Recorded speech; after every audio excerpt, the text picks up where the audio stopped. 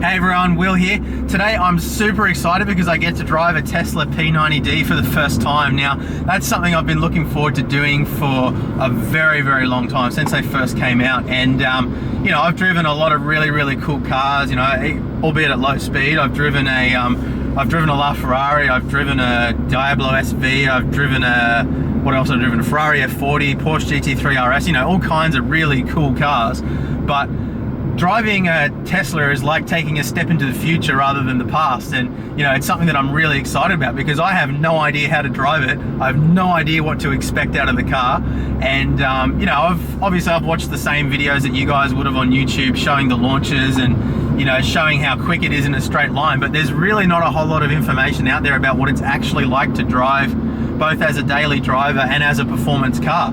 So what I'm really hoping to get out of this video is, you know, obviously I want to see how fast the bloody thing really is, but I also just want to see what it's like to enjoy and drive on a twisty road, and you know, whether it's a boring car that has a bunch of tech and goes fast, or whether it's, you know, something that you can really get into and really get enthusiastic about. So without further ado, let's just jump straight into it.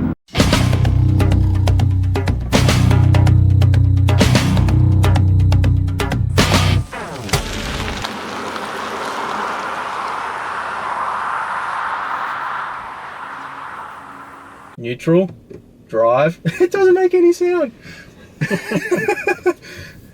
Oh, that's weird. That is so weird. It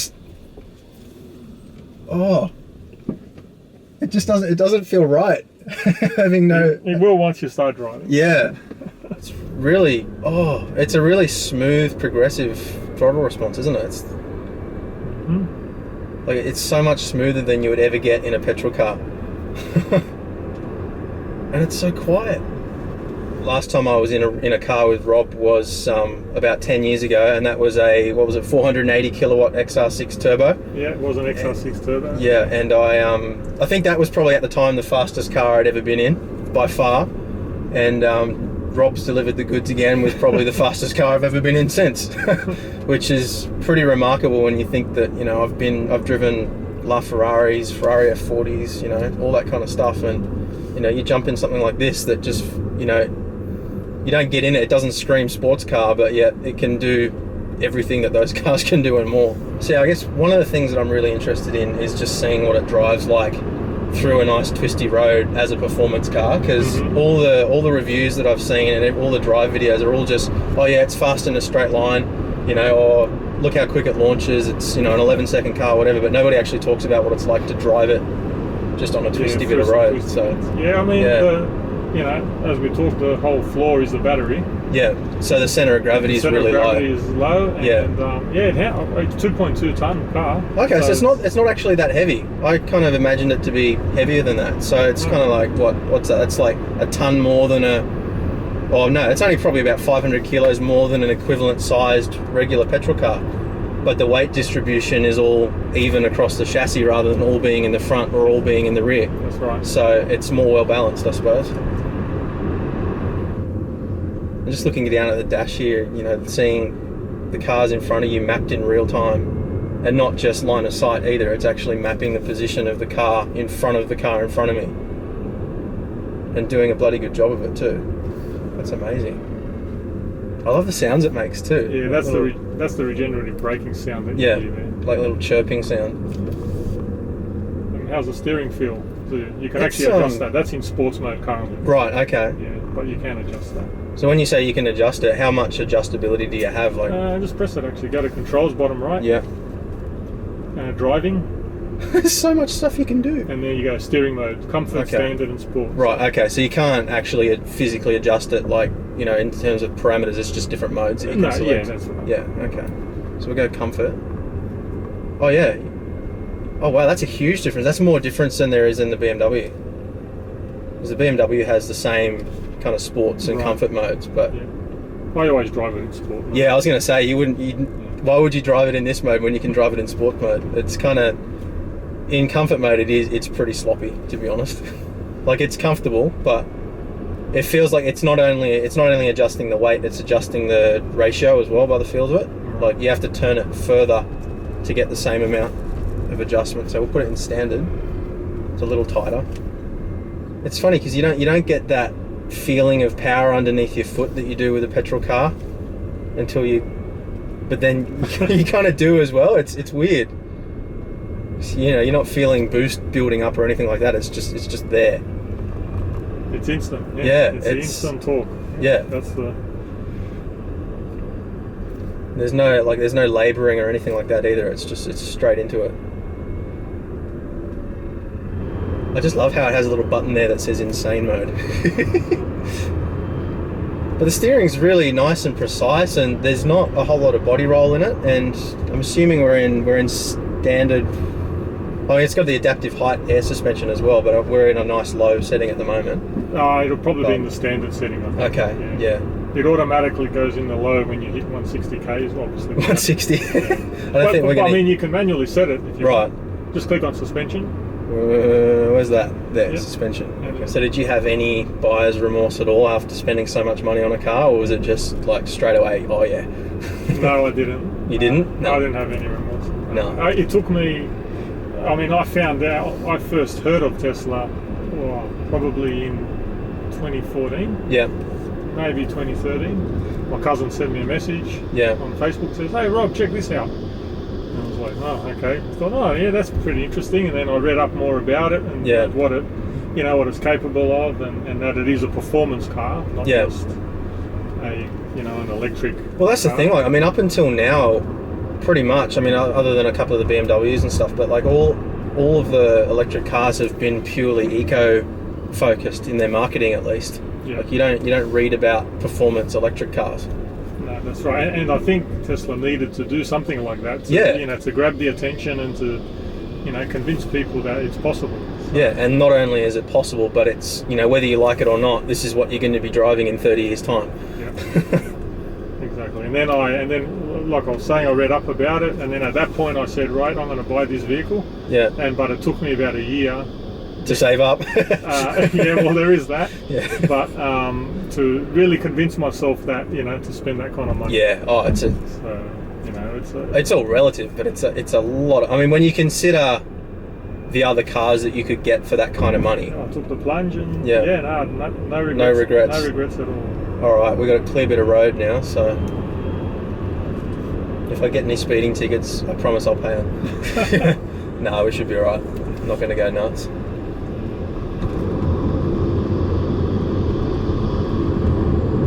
It's funny, like when I pulled away initially, I was really kind of put off by the lack of sound. But once you've got the road noise and the tyre noise and everything, you really don't. It just, you don't miss the engine sound. I'm finding, which really surprises me. Like I really thought I'd be like, oh no, need engine noise. But no, it is something you get used to. Yeah, but I'm surprised how quickly I've just adapted to it straight away. Jesus. That was another thing I kind of thought you might not have a sense of the speed without the feedback of the sound, but no, you know how fast you're going.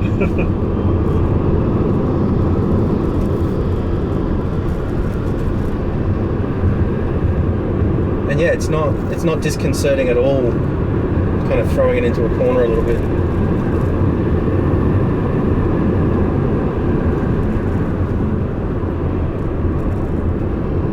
Yeah, it's really weird lifting off the accelerator and having it just slow down as if you were touching the brakes when you're not. I actually think that's the best part of the car, the regenerative braking. It's, I mean, like, obviously the acceleration and all of that is really good. Yeah. But day-to-day driving in traffic, etc. Yeah. I think that's, I don't know, to me it really makes the experience. I can understand that because it's something that you appreciate all the time. Yeah. It's not something that you just go, oh yeah, I'll give it a bit of a squirt and then it's gone again. Yeah. We should engage max battery power mode. Yeah. Because that allows launch control. Yeah, okay. Launch mode. It's got heaters in the battery as well. Oh, look, somebody's actually pulling over for us. There we go. So there you go, the Tesla works. The BMW doesn't work. The BRZ did. Everybody pulled over for me in the BRZ. Nobody pulls over for you in the BMW.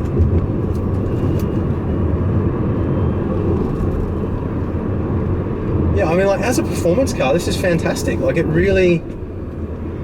you know, I'd be perfectly happy taking this to a track and having a fang around, and I wouldn't be like, oh, I wish I'd had something else. It's brilliant. I love it.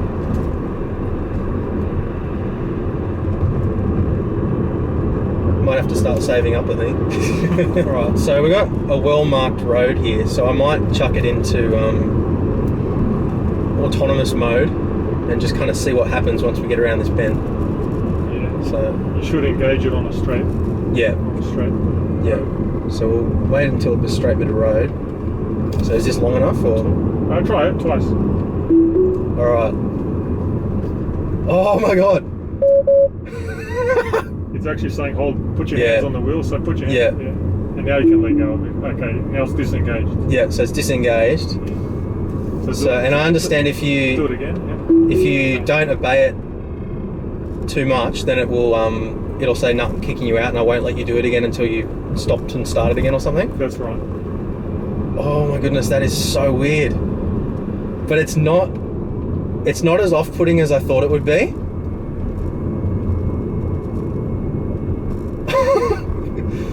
See how the screen's flashing at the moment? So it's telling me it wants me to hold onto the wheel again. Yeah, but see, you didn't have to take control. Right, it's just I want to know that you're here kind of thing. Correct. Okay.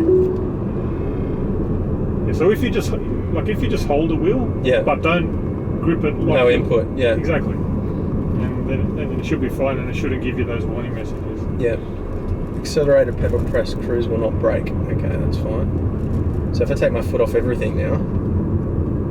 Oh, did you have your foot on the accelerator, did you? No, I wasn't. I was just touching it then, but I've taken it off completely now. So. Actually, this is a good road to test this out. Yeah. Well, it's holding it perfectly fine so far. Yeah, I find that if the markings get a bit faded, it starts to drift. Yeah, then it does. It's definitely not perfect. But it's not picking up objects on the side of the road and freaking out or anything like that. Like I thought with all of this shrubbery and stuff on the side, it might have a bit of a freak out, but it's fine.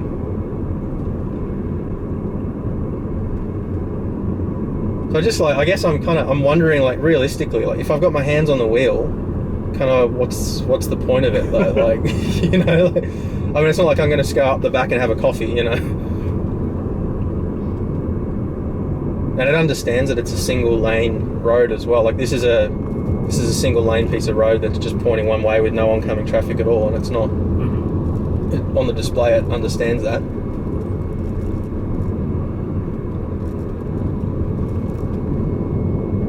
Okay, yeah, it went a little bit funny there. So if I accelerate, no, it lets you. Yeah. And if I lift off now, will it go back to the previous speed, or will it hold? Okay. Yep, you can see it still says there max 60. Okay. So if you want to hold it, if I crank it up, then okay. But yeah, it's nowhere near as off-putting as I thought it would be, to be honest. So are you accelerating at the moment? I am at the moment, yeah.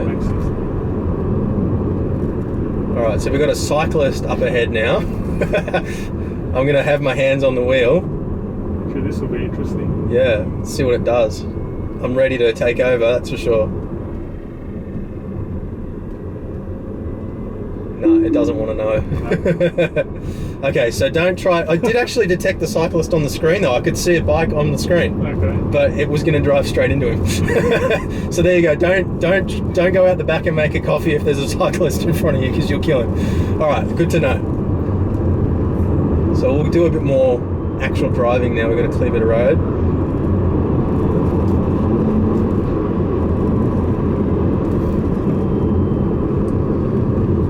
It's a nice quality interior in the car too. Like it feels premium. It's not like, I was a little bit worried that it might be one of those cars that's kind of, all right, straight bit of road here, let's give it some. Jesus, that is nuts.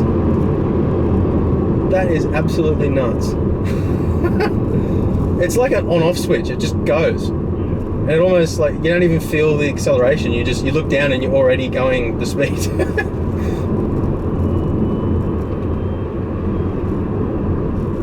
But yeah, as I was saying, it's like, it's a nice quality interior as well, which obviously you'd expect for the money. But I was thinking it might be a little bit like a, you know, an Evo or something like that, where all the money's just spent on the engine and everything else is kind of crappy. But no, good quality resolution screens and everything. The steering wheel feels nice. Doesn't feel plasticky and cheap inside at all, which is really cool. That's just amazing.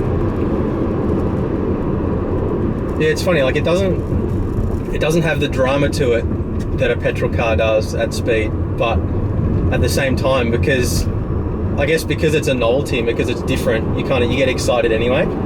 But I suppose if you were to drive it every day, you'd get used to the speed, and then it'd just kind of be normal. So the launch mode is pretty addictive. Yeah. So that's. And I suppose because it's just an electric motor, there's no real transmission or anything, is there? It's just. Yep, that's right. Yeah, there's no real wear and tear, I suppose. So you can just hammer it all the time.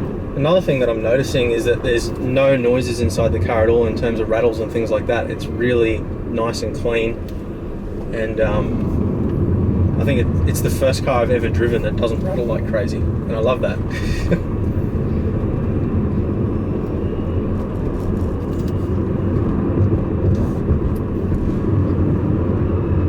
Yeah, just if you can feel the low center of gravity, it doesn't handle like any car I've ever driven before, because it has a bit of body roll, but it's not. Yeah, there's no front to rear movement at all. It's just flat. So. Are you braking around those corners? Or you just letting go of the accelerator? I don't know. It's just natural. I must be. Yeah, I'm braking slightly. You must be braking. Yeah.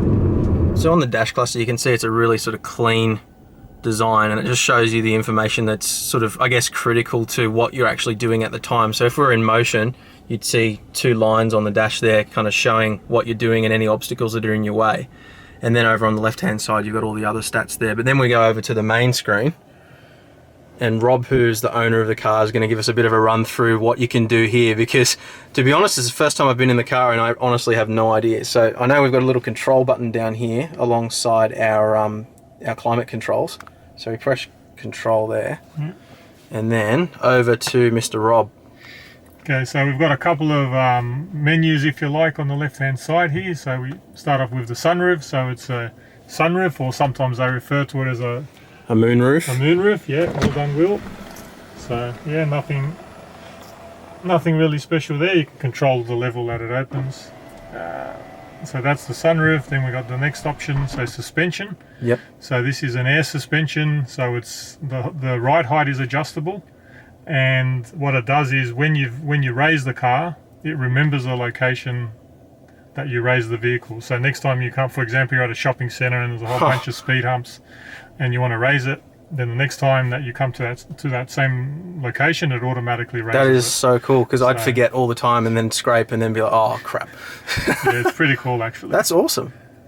And does it have like a network, so that if one person chooses to raise or lower their car, it'll pop up and say other people have raised their car here, you might want to as well? Not that I'm aware of. Yeah, I mean that's coming in another software patch. Exactly. I mean, exactly right. All the information. I mean, all that probably goes to the Tesla headquarters. And they can do whatever they want. So. Yeah, because it's got a 3G connection there all the time, so right. it knows everything you're doing. It's probably phoning home as we speak. Yeah.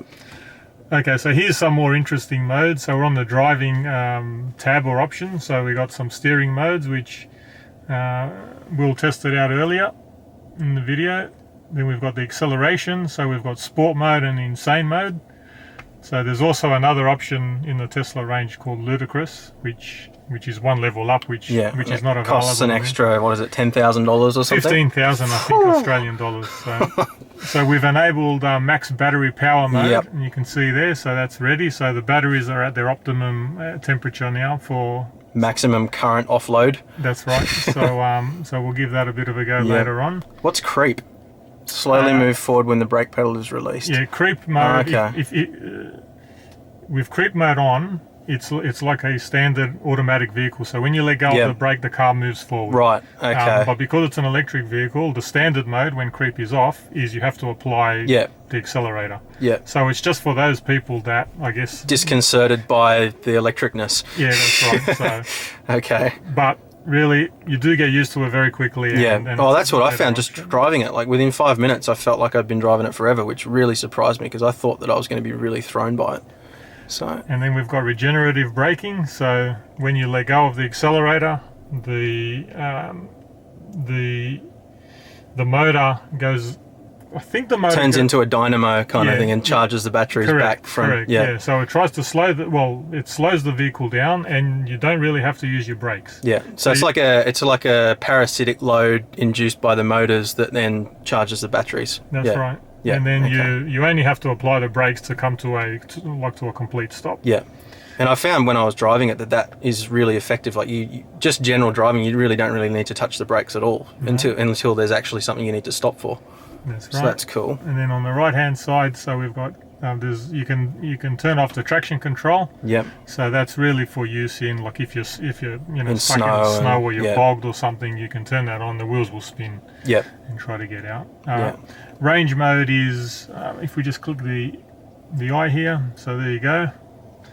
Save energy by reducing climate control power. So it just increases your range. Yeah. The climate control works great as it is really. So you don't really touch it. I've always got range mode on. Yeah, and you don't have problems with the air conditioning reducing the engine power because there is no engine. Simple as that. So you can have the comfort and the performance at the same time. Awesome. So then we've got your trip computer. So you've got all the statistics there for your current trip. That's always available. Then you've got a couple of your own. Yeah, so if you're a total economy nerd, which a lot of people that buy these cars would be, and perfectly understandably so, you can see all that information there. Yeah, so I've got one for lifetime, so ever since the car, so that's my average there, and then I've got a weekly one which I don't. Sometimes I reset it every week. Sometimes I don't. Every time you fill up, right? No. Yeah. So you can reset all that. So then we've got displays. So a couple of controls there to adjust your brightness and your modes. It's pretty standard kind of stuff there. Pretty standard stuff. And then there's an emergency brake and power off in case you really... The car is always on. There's always... it's always consuming battery even when it's off. Yeah. But it's kind of like a smartphone. When you turn it off, it's not off, it's just asleep. Yeah. So it's very similar. To actually completely turn it off, you press that button and then the power's dead. So in the case of emergency and so on, I've never had to use it. Yeah. Which is a good thing. And then what have we got down the bottom here? We've got just door locks and controls and stuff. So. Correct. So you've got your lock unlock that controls the car. Your front trunk, we can open that, or the charge port, and you've got your controls here for your lights. And auto high beam and that kind of stuff. All right, so we'll jump out and we'll have a look at how much boot space and front boot and rear boot, whatever you want to call it. Yep, you want to go to the settings? We'll go up to settings. Yeah, we'll go to settings. So there's a couple more settings here. So that's just pretty much everything in this thing is adjustable. Whether the doors automatically open when you approach the car. Yeah. Things like that. Mirrors auto fold, so that's all controllable. So the driver assistance is also the other big point about the Tesla. So they call it autopilot. So you've got the ability to auto steer, which we tested out earlier. Now we've also got this auto lane change. We're going to test that out when we hit the freeway. Yeah, we can test that out. So what happens is you just indicate, and then the car automatically moves to the next lane, and then if there is a car next to you, it'll move ahead or fall back. That's going to be weird, because not knowing whether it's going to accelerate or brake to complete the task is going to be interesting. That's right. So lane departure warnings, these kind of things. So that's all controllable. Yeah. And now this mode I haven't actually tested yet. Summon. What it does is if you're parked for example in a garage or in a tight spot, from your smartphone, you can control it and it'll creep forward or reverse. Yeah. Right. Yeah. Now the reason why I haven't done it is I've got a Windows phone. So you might why have you got a Windows phone, Rob? You might What's going on with that? Yeah, you might want to edit that part out. So that feature's not available. Right. I thought it might be because you're scared of the feature. I would be. No. I'd be happy to do it. Yeah. And then we've got a couple of other things. So security, front, you know, passenger airbags, and it's got an alarm and so on. So the mobile access down here is to enable access from your smartphone. Yep. So you can turn that off, so then you can't get into the car at all. From your smartphone, you can do things like automatically turn on the air conditioning. That's cool. I suppose you can do that because it's got an internet connection. You could do that from anywhere. Correct. You could be at work and the car's at home, and that's exactly. Not that you'd need to do that, but no, if it was a really hot day or something, you could open the sunroof from home. yeah. Well, actually, if the car's parked outside and you're out somewhere, and as you're approaching the car, 5 minutes before you get in, you can turn on the aircon, and then by the time you get in, cool. It's all pretty cool. That's very cool. Yeah, that's pretty much it. So we've got a couple of other things here. Yeah, standard units, customization stuff. American units versus Australian, and very, very cool. All right, well, let's jump out and have a look at how much boot space in the front and the back, because it's got a boot in both because there's no engine, and also how you fill it up. So you can see it's got a huge boot there. Now, you're probably wondering where are the batteries. So even if you lift up all this paneling underneath here, it's still, you still got a bit of space there. So you can lift that part up as well, can you? You can. So you see it goes right down, and you can see there's the charge cable, but that's a really deep boot. So the way they've done it is they've got the batteries running through the floor basically of the whole car. So you've got you don't have like a big battery pack in the boot that gets in the way. So it runs across the whole chassis rail basically. And what that gives you is that nice low center of gravity that we were talking about before, which really you can really feel it when you're driving the car. But heaps of space in the back. And then we move around to the front.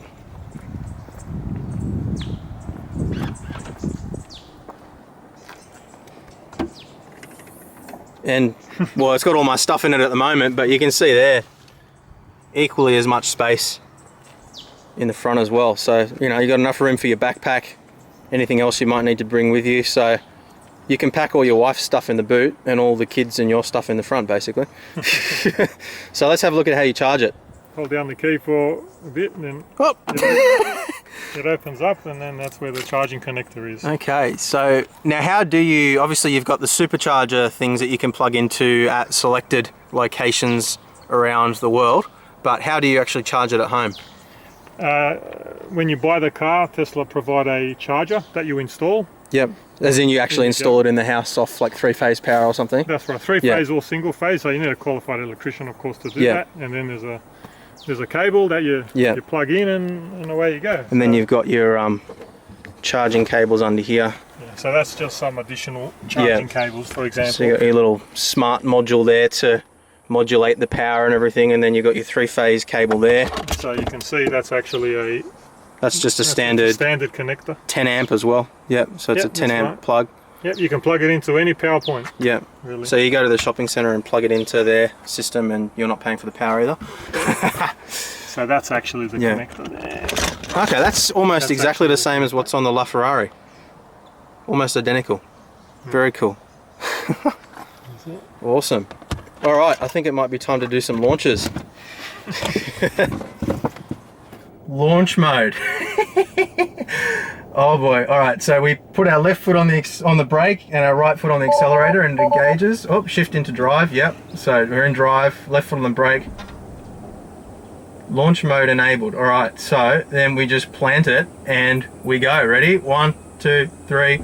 Oh shit! Oh my god! Oh shit! You feel that initial monster surge of power, and then it eases off, and then it just becomes really smooth. So you don't really feel the acceleration once you've passed probably about 70 kilometers an hour, but from 0 to 70 it is just brutal. But it's not, I guess it's not quite as dramatic as I thought it would be, because you don't have all those engine sounds to accompany it. Like you don't have blow-off valves and wheel spin and all that kind of thing going on, but just the sheer acceleration throwing you back in your seat. Wow. So anyway, what we're going to do now is we're going to head over onto the freeway, and we're going to test out some of the sort of autonomous features like automatic lane changing and all that kind of stuff. All right, so we're just pulling onto the motorway now, so we'll get the autopilot thing happening. So pull the stick twice. We've got auto steer. Now I don't know how it's going to handle a merge, so I'm going to keep my hands on it. But I'm interested to see what it's going to do here. So we need to speed up a little bit as well. Speed up to the speed limit.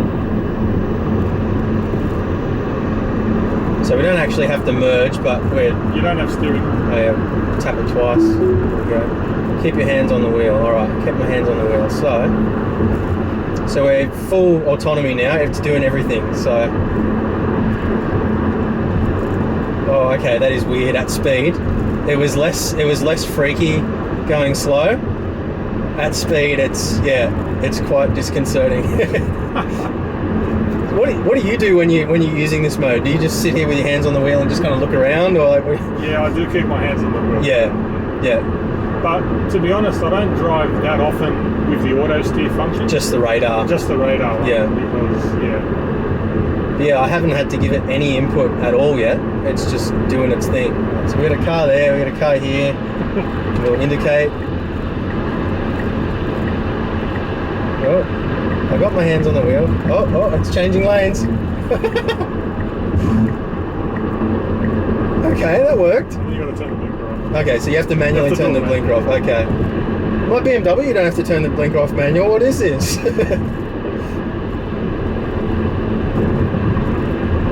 That is pretty cool. And it's like, it does it nice and, I suppose it has to, but it does it nice and gradually as well. Like, it's not, you know, it's not scary.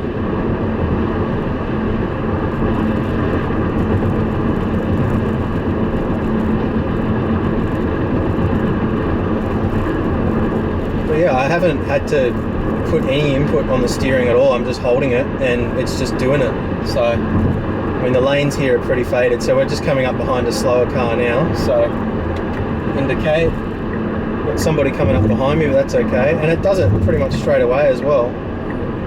So, and then we'll switch the blinker off. So, I mean, it's kind of like, I don't really see the need for it because it's not hard to change lanes, but at the same time, it's bloody cool. Okay, so yeah, it's holding its. I keep forgetting that it's driving for me. But I mean, we've done what, 2 kilometers now without any input on controls at all. We've negotiated traffic. Oh, and I got somebody on my butt wanting to move across, so I'll get out of their way. That is so cool.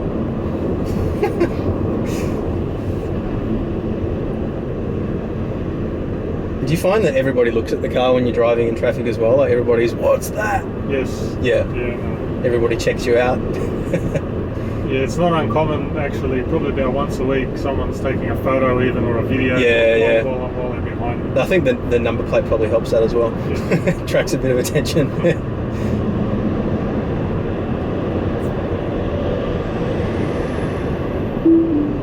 Oh, it just switched itself off. I don't know why that happened, but anyway, we just did 4 kilometers with complete autonomy. I didn't touch anything, and it just drove itself. So, pretty amazing stuff. So, the last thing to do is just kind of try and show you a little bit of what goes on the dash while you're driving. So I'll get Rob to unmount the camera and kind of reach over my shoulder and show you while I'm driving so that I'm not touching anything or doing anything illegal. So interestingly, at the moment, you can kind of see I've got a truck alongside me, but it doesn't register that truck at all. It's not seeing that, but it is seeing the car in front of me. Put the auto on. Yeah, we'll put the auto on.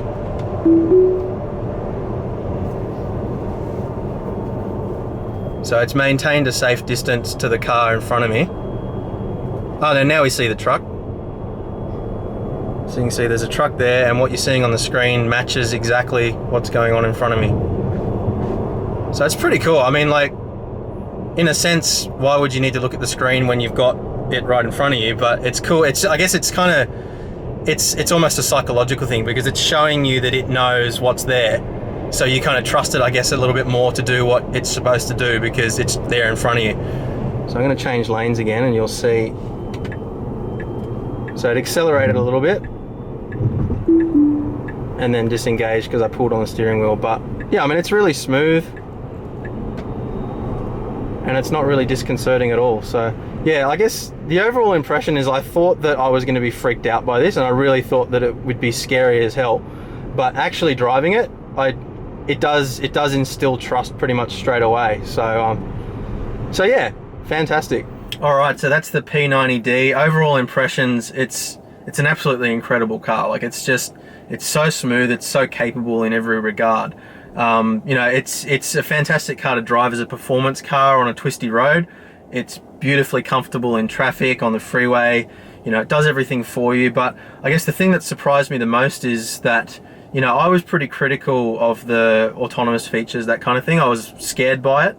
And, you know, I switched it on, and it really, with the combination of the information that it puts in front of you while you're driving and the input that it gives you, you know, you do feel confident with it straight away, which I guess is kind of a scary thing because you just trust it. But, you know, the overall impression is just that it's, you know, it's a really well designed car. It's really well thought out. It's not something that's just been thrown together. And I guess whether you like it or not, it's the future of cars. I mean, you know, right now I'm sitting in what probably everybody will be driving in 20, you know, maybe even less years away from now. So yeah, it's a really, really cool car. So look, I hope you found the video interesting. It's a little bit different from what I normally do. So thank you very much for watching. And if you've enjoyed it, make sure you hit the like button, hit the subscribe button, and I'll see you next time. Thanks a lot for watching. Bye.